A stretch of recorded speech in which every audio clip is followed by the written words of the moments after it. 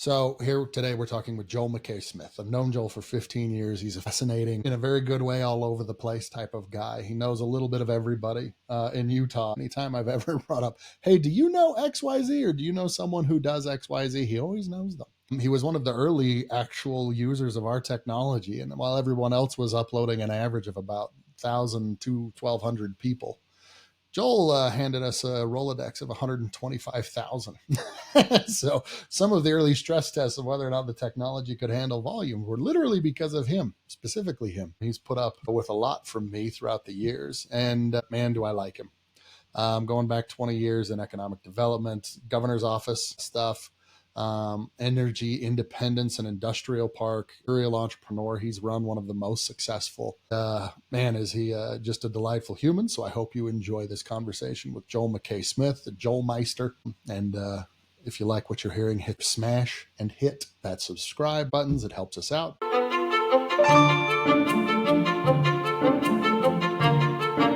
How you been? I've been good. It's a really weird world right now. And I don't think that there's anything that is going on that could be predictable or anything along those lines. It's really pretty crazy. I couldn't agree more. I have the disconnect and the bifurcation of what people say is happening and is happening is crazy at the moment. Yeah. It's nuts. One thing I learned from the luncheon that we had on Wednesday, and thank you very much for coming, is the very simple fact that we are living during the most capital accessible era that you or I have ever been in. And the catalyst for it, and I'll just kind of wax political here a little bit, is that the dry powder realized that unless they brought the capital to the market, the things that we've been dependent upon with grants and subsidies and things like that aren't going to happen unless it's coming from these amazing storage facilities of wealth that haven't been investing for the last few years. I mean, they've basically been holding their money since pre-pandemic.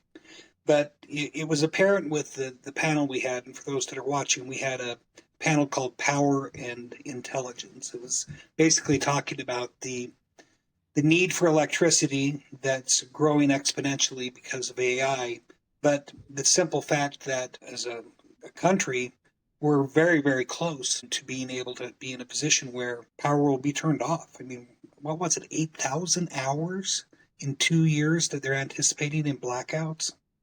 8,000 hours. That's insane. Yeah. It was tremendously eye-opening. It was one of those where you're going, what are the biggest consumers of natural resources in terms of water and stuff like that? And you're just going, I did not, nuclear and everything else, right? The amount of change needed and investment needed is substantial. I thought we would be on like a decreasing curve of sorts, and I'm realizing just how ridiculously naive that is. That's ridiculously naive for anyone else watching. We don't know shit.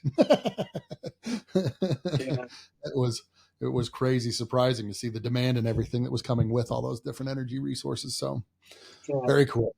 Very cool. Yeah. Well, you're a delightful animal. Thank you. And a busy one, the busiest, and arguably the most delightful of infamous humans that I know that seems to know everybody. Anytime I've got hey, can you do an intro? Do you know XYZ? He knows them, and he knows their dog's name, and he knows how many kids they have. And I mean, you've always fascinated me with that. We go and we meet with people that are like, oh yeah, Dan, my brain doesn't retain that information at all. I'm really bad at it. It can save faces, but not names and other details. And you will be like, all right, is lasagna still upsetting your stomach? And you go, and they're like, Joel, we haven't spoken in 20 years. And you have all of that stored away in your noggin. You're a fascinating human.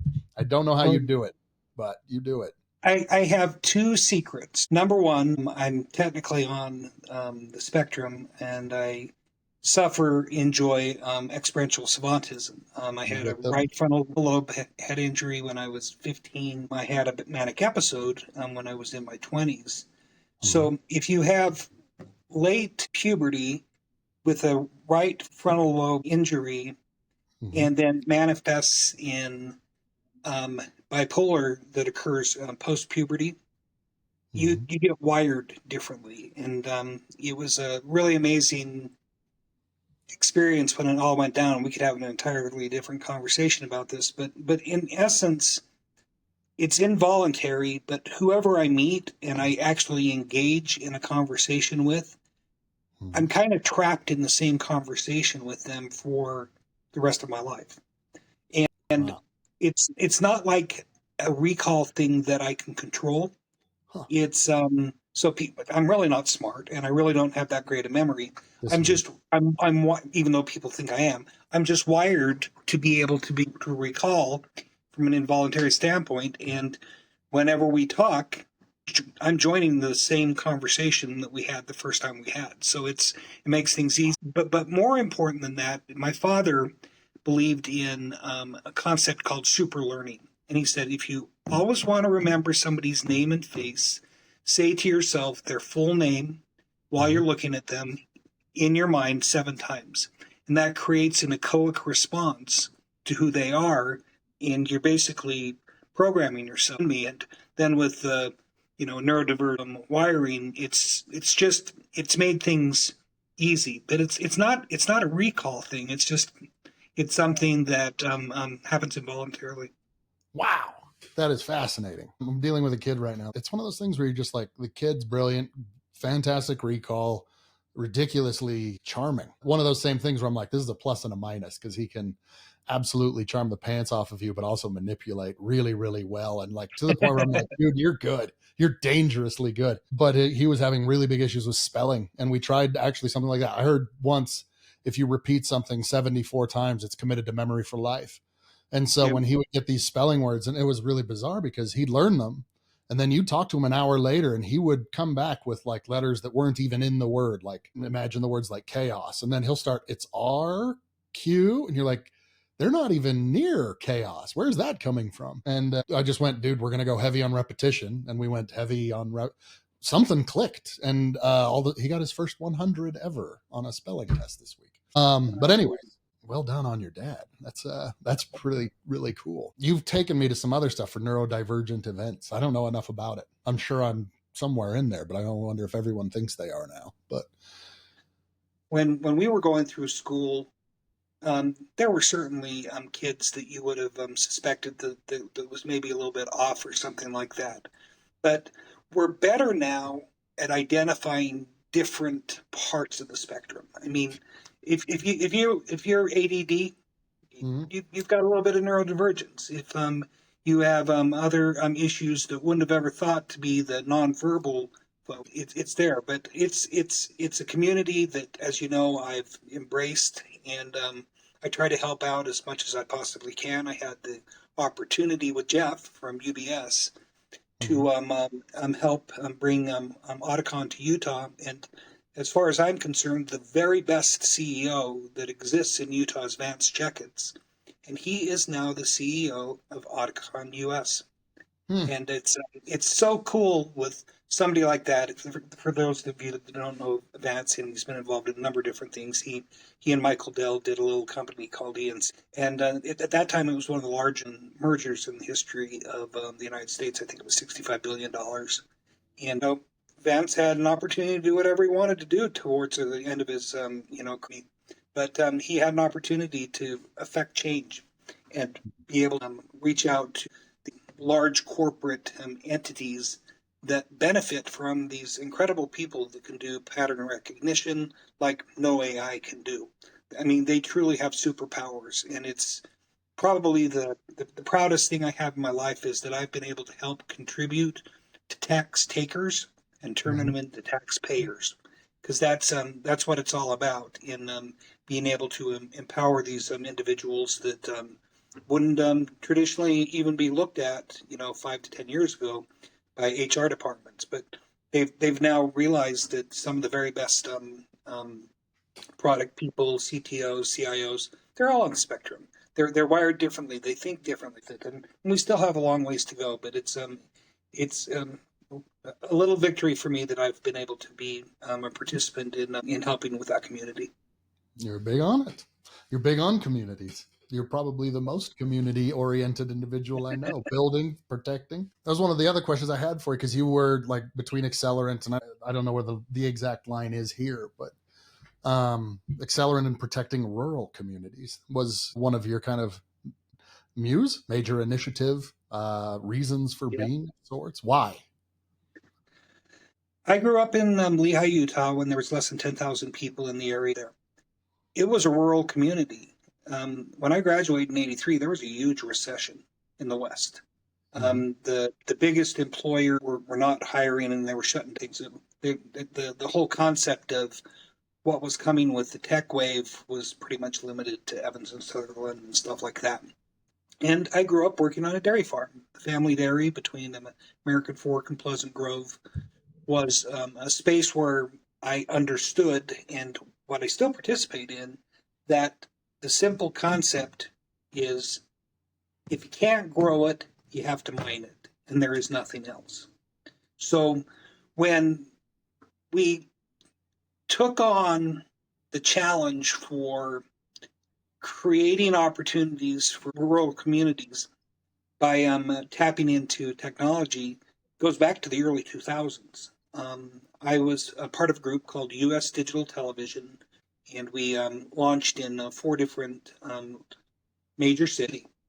And how this ties into rural is we had to set up America. We were taking satellites on the back of our truck and driving to Bentonville, Arkansas, and finding some PBS stations and everything else like that. And we're going back and forth across the country.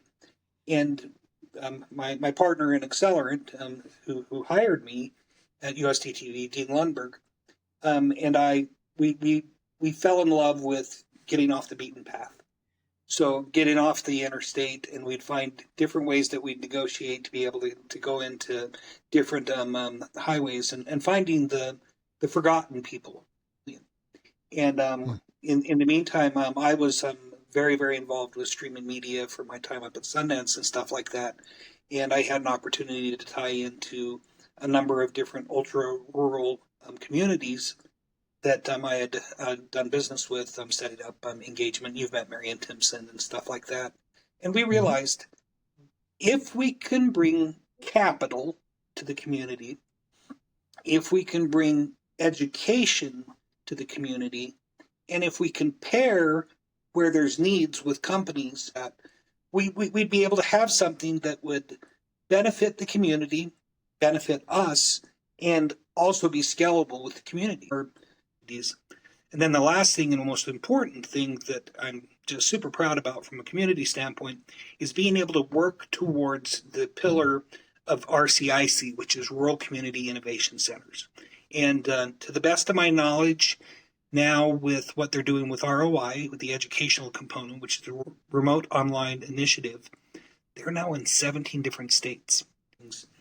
And the ability to take people that don't have even the fundamental soft skills and be able to migrate them into highly technical working in their farmhouse is now a reality, and it's super super cool. And I'm just glad that with Accelerant we were able to get it to that point. We basically worked ourselves out of a company because the simple fact was is that so many people realized what was going on. We were able to assist with the assessment and hiring of almost 700 people in initially Carbon County, Emery County, and then in multiple other areas. So yeah, it was a great run, and the realization once the pandemic was kind of slowing down a little bit, and all of those small towns no longer have homes because everybody went home. We realized concentrating on how to be able to bring in true economic change and community capital became the emphasis. So everything that I'm doing now is going back to that thing I talked about with if you can't grow it, you can mine it, and you need to have a good stewardship, the community. And so there's a number of things that I'm relatively stealth on, but we do have some very exciting things going on. Yeah. So, yeah, I mean, that was probably too much on that, but why rural? I grew up in a community that was a rural community, and I remember how bad the times were there. And so when I had an opportunity to do something with the type of people that I grew up with, I didn't have a choice. This is the necessity is the mother of invention, right? Lived it, breathed it, built it, felt it, right? Well done, sir. I dig it. Well, your other communities, I mean, really are like your thing. You built the SLC hub stuff. It was one of the largest, kind of like, I want to call it like small company. I don't know if it was startup or not, but I mean, you ran one of the biggest kind of meetups in the country, did you not, for that? At the key point, SL Circle, which I inherited from our friend Richard Swart, Mm-hmm. we had 18 different user groups that were associated with pre-pandemic. We had two lunch and learns at the incubator accelerator that inherited from our friends at Holodeck. And my Rolodex, when I think you were proving out the crack the crowd. You were one of the first guys to play. Yeah, I think I had 120,000 contacts. I think it was 122,000. Yeah. Which is just 122 because it was definitely one of the items that stress tested the entire platform's capability of like, all right, cool. You were the super networker there. Like where other people like literally just command an audience. It's one of those where I swear I could pull up any one of those people from that Rolodex and be like, yeah, I know that guy. They aren't just followers; they're relationships. So, yeah. it's one of the things I definitely admire about you the most, my friend. It's very, very cool. You have to give to get, Dan. You have to Yeah. give to get. And another thing that I learned from my father and my humble upbringing is that the more that you give back to the community, the more social capital that you're going to gain. And then it's very rare if I need something that if I make a phone call that people don't pick up the phone, and Agreed. that's Yeah, I believe you. that's a I believe wonderful you. thing. I believe it. What's the thing that gets you out of bed the most these days? My wife and my three kids now, because I mean, almost everything I work on is long tail. I don't like to dip into selling off anything that we need to do from a savings standpoint or anything else. There's no if. It's a when. But what gets me up is I'm 60 years old. I figure I've got 10 years to make an impact.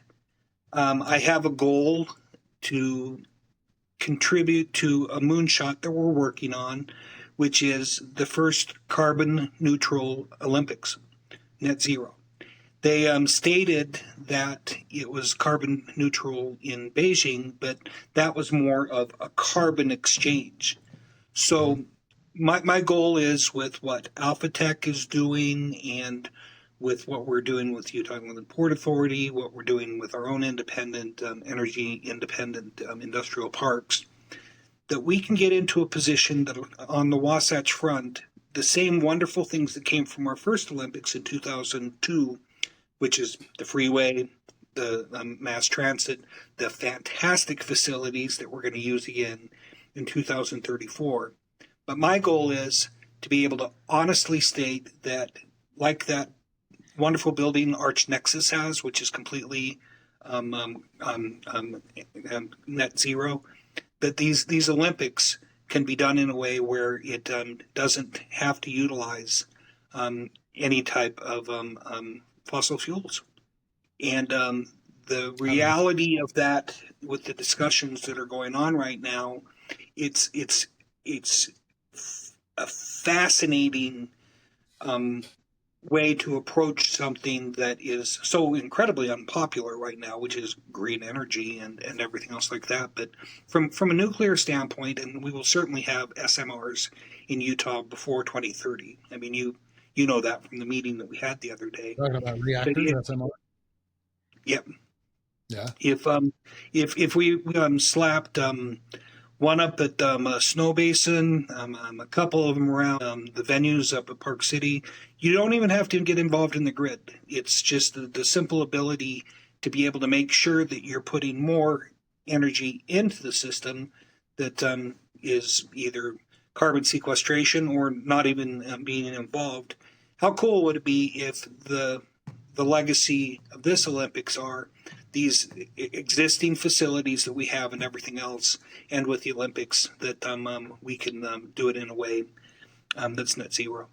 And so More about those because they brought that up at that event we were at. They were talking about the industrial park, and you're talking about nuclear, and what the sizes that they were talking about were like. I can't remember the size. I'm going to misquote it, but I wanted to say like reactors that were like 30 feet by 30 feet type stuff. They were, that it's the only reason it's 30 feet by 30 feet is to be able to have the shielding of any type of a radiation that you may have, but these don't put out a lot of radiation. I mean, you could be standing right next to it, and so there's basically just going to be the ability to pull back the area, replace the core, that type of thing. But no, it's the actual reactor itself is significantly smaller. The only reason you have the 30 by 30 is to be able to make sure that you have a buffer that make sure that if there is any radiation, and it's a lot less than the typical stuff.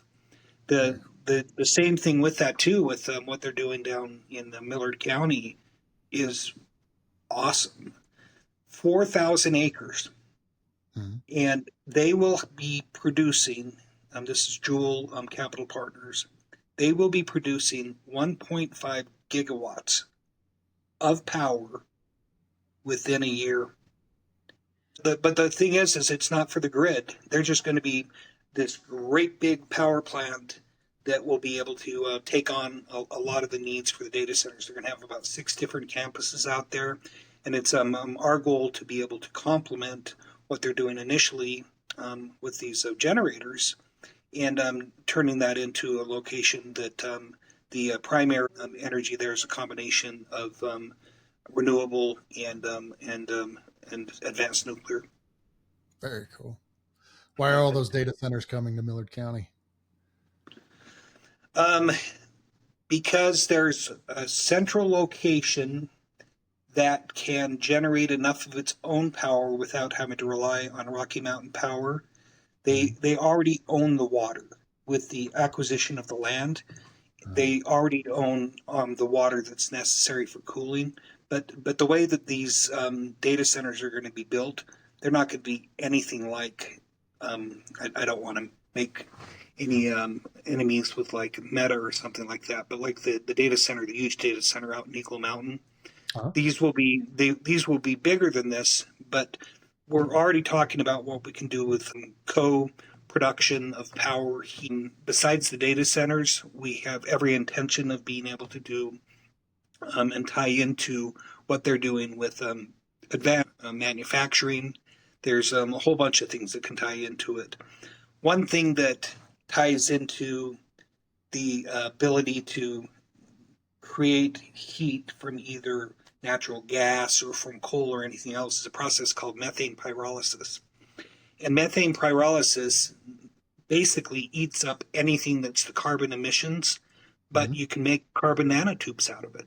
So with CNTs, you basically will have the next way to manufacture anything. I'll send you over a short page with what we did with Regenisome, but a typical MDU, including glass, metal, everything else like that, can come from the byproducts of thermal energy in the creation, the purest form of carbon, which is carbon nanotubes, graphene, graphite, and that type of thing. So, I'm not letting any secret out of the game. This is what we've been working on for a couple of years. Well, gosh, Alpha Tech's almost 10 years old. But the whole concept's there. How mind blown were you when they talked about the water and the ability to pull the water out of the saline aquifers? How cool was I mean, I was fascinated by the Great Salt Lake stuff. I'm always going, holy crap, this is Yeah. such a huge economical impact. Like they're talking about how dangerous it is. What was it? They were talking about the lack of water in another similar situation in California and how LA ends up paying hundreds of millions of dollars as a result. Number one pollutant is not having that water resource. But keep going though. Tell me more about the caverns. Yes, I want to hang up my boots in about 10 years, Yeah. and so everything that I've done in my life has had to do with three things. Mm-hmm. It's had to do with hospitality, technology, or the earth, Mm-hmm. and all three of those things benefit what I hope to be able to do over the next 10 years in being able to assist with regenerative agriculture, ways that we can use our energy to be able to create some of the things that we typically um, aren't using terrific stewardship for, and the ability to perpetuate our growth in Utah that's more scalable. And in my humble opinion, the only way that we can continue to enjoy our economic prosperity here is to be able to create micropolitan communities like in Fillmore with what they're doing down there and what they're doing in Delta. And there's some great things coming to Price. There's some Wait, amazing things talk coming about what they're to doing. What are they doing down there? Tell me more. Can I? Yeah. So in Invicta, which is a group that is building out their own municipality that will have accommodations for over 20,000 people Mm-hmm. and the ability to do advanced manufacturing, a complete approach to what I'd call attainable, not affordable, but attainable housing. And that's going to happen. That's just right outside of Fillmore. The IPP plant that is currently in a little bit of the position of stasis, um, which is in Delta, which is the largest civil um, property in Utah. They're going to be turning that very likely into a state-owned power plant that will be using coal in a way that's actually very prudent. And there's eventually going to be a tie-in to the success of that great big power plant they have down there. It theoretically won't be supplying power to California anymore. It'll be supplying power and jobs to Utah because there's going to be so much they can do around it. I could talk to you about the big salt domes they have there. They have huge salt domes that are taller than the Empire State Building, which with part of the process that they'll be doing, going back to the methane pyrolysis, they'll be able to fill those up with compressed air and natural gas so that you have already everything that you need to be able to have in a position to be able to have compression that's necessary to be able to have these huge reactor 1, reactor 2, which are going to be all about all of the above power generation. A lot has to happen there because of the ownership by California Power and the transmission lines from Rocky Mountain Power. But my friend Spencer is so bullish for nuclear to be able to continue to help with the growth and the ecological aspects of growth that it's not even funny. And he's completely on task. There are 4 reactors that are lined up to get into the dome up at INL, and Alpha Tech is one of those. And that came up in the meeting of what's the delay. It was actually your buddy Matt Webster and our friend that brought it Mm-hmm. up. What is it that's preventing us from doing it? It's a combination of local, because at the state level, Matt, I don't think I'll get in trouble for telling you this, but Matt's been helping push for an alliance between Utah, Idaho, Wyoming, and Montana now have a pact to work together with both biofuels and with nuclear. And Matt has been crisscrossing the country going up and hanging out with the governor in Montana and hanging out with NERC in DC and stuff like that. And he's a good one. Keep an eye on him, Dan, because not only is he remarkably conversant for a scientist, but he thinks out of the box. And I mean, there's literally two companies right now that are making money off of nuclear in America, and one of them is Westinghouse that Matt helped build some, design some reactors there, and AlphaTech with what they're doing with their molten salt purification. They've figured out how to take oxygen and hydrogen out of the salt, and that's the biggest corrosive part of using molten salt. So there's some really good things going on. I should just go on a road trip with you sometime and take you down to what the Utah Inland Port Authority is doing in central Utah. You'd be floored. And there's some really good, exciting things going on. And for the next 10 years, if I want to leave a little bit of a legacy that has to do with making the state a better place. And I think that I've already contributed a little bit to that, but this is something different in being able to responsibly use our resources and do it in a way where we can expand the footprint of where we live without it becoming, LA to San Diego type of thing. But we're running out of space on the Wasatch Front. I mean, unless we go vertical, there's not much we can do. Some of the things that are going on out in Tooele right now are amazing, but when it still comes down to we're a very urban state, and being able to be in a position that we can work towards community capital and have opportunities that are have been enjoyed by Logan and have been enjoyed by Cedar City and St. George, but in other areas. So, yeah, kind of fun, huh? You're a delightful human. I mean, as for what it's worth, for like people that have had an impact on that community, you've got environment, you've got the commerce, you have got the technology, you have got, I mean, seriously, man, I really admire you. I admire your work. You are an impressive individual.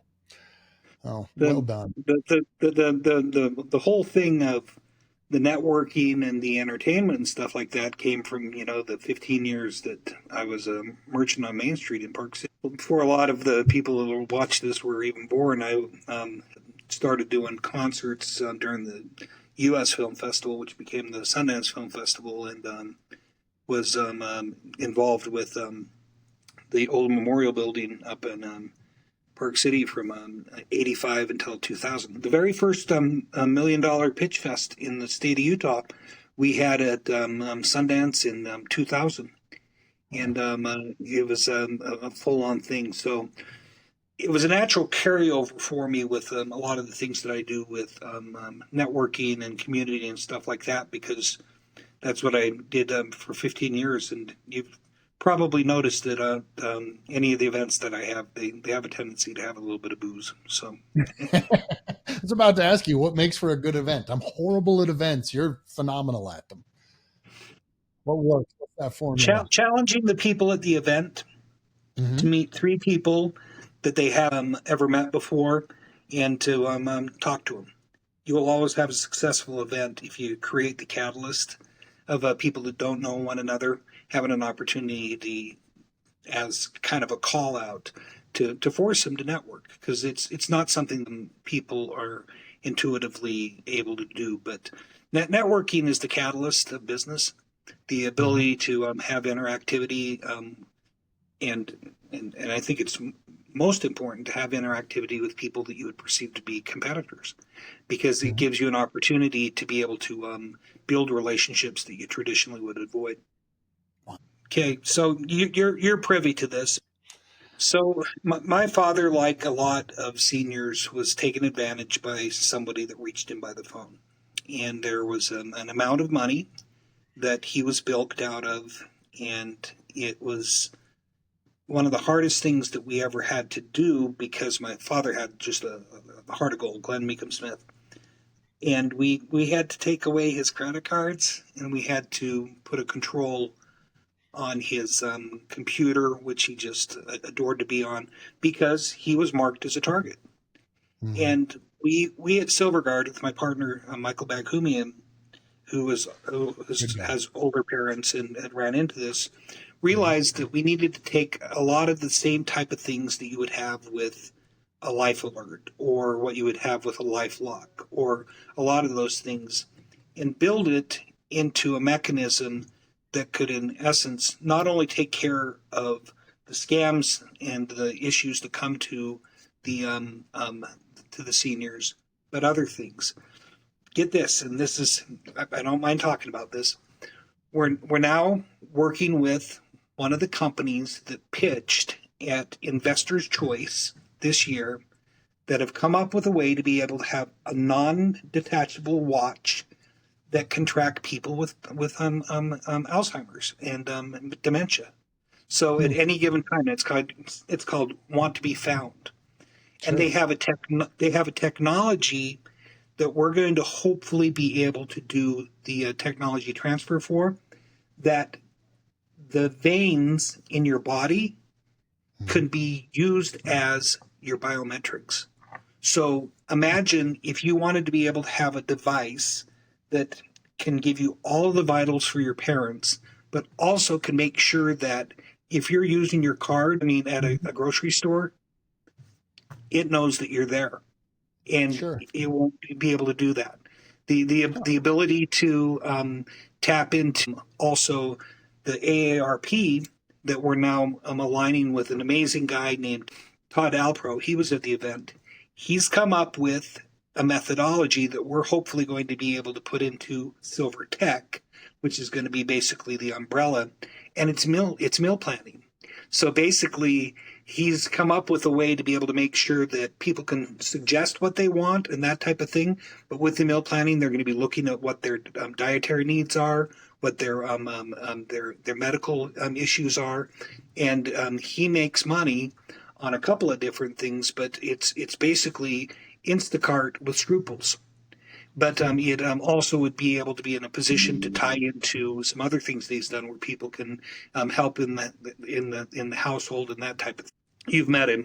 His name's James Brown. He's a local retired newscaster that the ability to broadcast into 65% America, and the people that still watch infomercials and that type of thing are seniors. And the ability to work with him to help bring out these wonderful things that we can do in elder care is really what started with Silverguard, is now turning into a number of different things. We have the ability to now look into a device which would be a pendant, kind of like I've fallen, I can't get up, except it's going to be an AI assistant to help with hospitality and also being able to keep people so they got a friend and that type of thing. So what we'll start with is going to be a very conservative launch, and we hope to be able to have it out sometime first quarter. Imagine cybersecurity for seniors that can also do a lot of other things to be able to improve their lives. And so this is a fun one, and I'm not even cautiously optimistic. I'm knowing some of the people that we have involved. I think the only reason that we can't make this work is if either of us get a little bit too distracted to get it done. But it's exciting. I love it. I think it's brilliant. We've got a huge kind of aging population, about 70 million Americans. Our demographics kind of go burnt, burnt, burnt, right? Gen X in the middle there. As my parents get older, I get those calls. I got one today, and like they're fine. Like my dad retired, and we've been playing with stuff, cars, and he's playing with LED lights, Christmas lights on his house, so he can have Halloween lights, not just Christmas lights. But we've been debating and battling the Bluetooth connections on them accordingly, right? So the premise of just basically taking that existing population and making it easier for them to navigate and age gracefully and with pride is awesome. It's a good idea. It's a very, very good idea. In touch And on that. I'm technically one of the next wave, because the people that are turning 60 now are Gen Xers. Oh, wow. I Good was born hell. in 1965, and it's a totally different thing. You're a And delightful human, Joel. Thank you, sir. I appreciate your time okay, as always.